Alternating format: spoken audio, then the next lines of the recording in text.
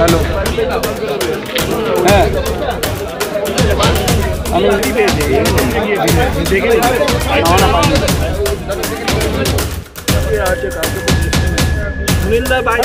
বাড়িতে যান, আমার দোকানে মেশিন নিয়ে চলে যাবো।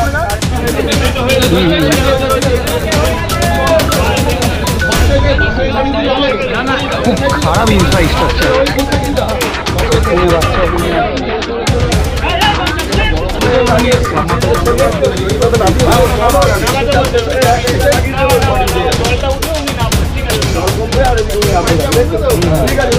बात तो नहीं, मेरी दिक्कत है।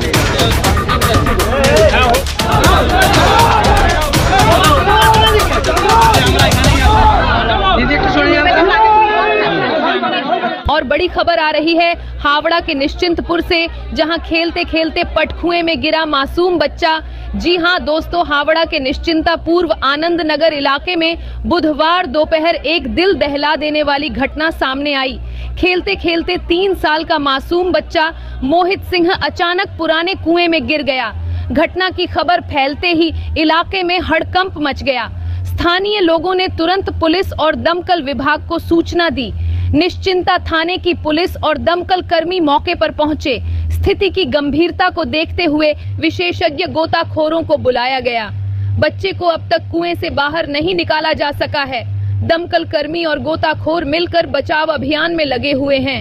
परिवार और स्थानीय लोग बच्चे की सलामती के लिए दुआ कर रहे हैं। स्थिति पर नजर बनाए रखें। हम आपको इस घटना से जुड़े हर अपडेट से अवगत कराते रहेंगे।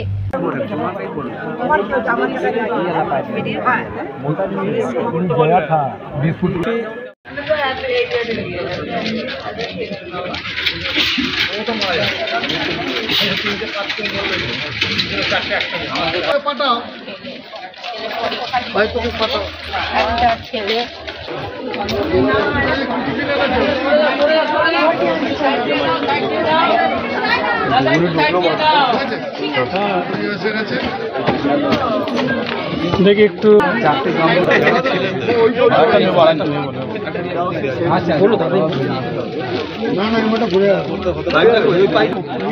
আপনাদের দৌড়ে দিন না মোটা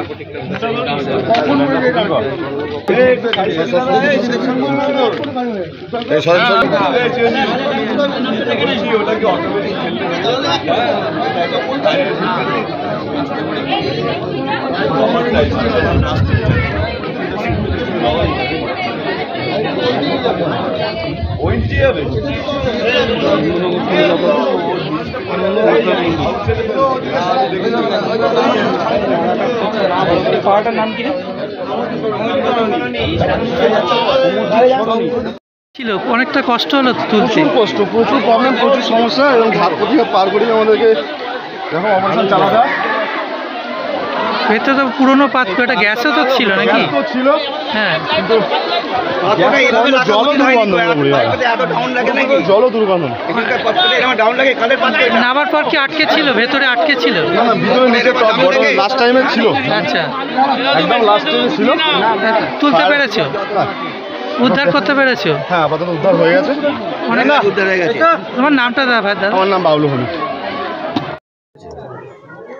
কি শুনলেন? আমরা খবর পেয়েছি, আমি পঞ্চায়েতে কাজ করছিলাম, ঘন্টা খানেক আগে আমার কাছে খবর যায় যে একটা বাচ্চা খেলতে খেলতে, ছেলে 3 বছর বয়স, এখানে ভাড়াটিয়া, ওনার বাবার নাম হচ্ছে ধনরাজ সিং, ছেলের নাম মোহিত সিং, বয়স 3 বছর, খেলতে খেলতে একটা পাতকুয়া, খোলা পাতকুয়া ছিল, সেখানে পড়ে যায়। এটুকু খবর পাই। খবর পেতেই আমি পঞ্চায়েতের কাজ বন্ধ করে সঙ্গে সঙ্গে আমার মেম্বার কেকা ভট্টাচার্য সঙ্গে আমার পঞ্চায়েত কর্মীকে নিয়ে আমি এলাকায় পরিদর্শন করি। সঙ্গে সঙ্গে ডুবুরি এসছে, দমকল এসছে, কাজ চলছে ইতিমধ্যে ঘন্টাখানেক ধরে।